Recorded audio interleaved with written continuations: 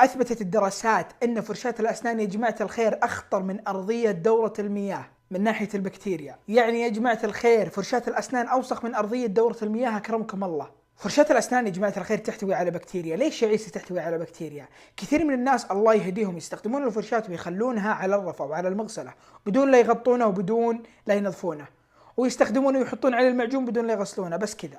هذا الشيء خطير. إذا تبي تستعمل فرشاة الأسنان قبل لا تستخدمه حاول إنك تغسله، ويفضل إنك تشتري فرشاة أسنان اللي فيها غطاء علشان مجرد إنك تخلص منه تغطيها وتحميه عن البكتيريا. أو إذا عندك فرشاة أسنان وخلصت منه غطى بالفاين، عرفتوا الفاين هذه صورته قدامكم لأن مسمياته تختلف من منطقة لمنطقة. فيا جماعة الخير الموضوع جدا خطير ولازم إنكم تنتبهون لهذه النقطة. كثير من الناس ممكن راح يطقطقون ويكذبوني لكن هذا الواقع يا أخوان. أنت سمعت المعلومة الحين، أتمنى أنها ما توقف عندك، انشرها للي حولك. جزاك الله خير.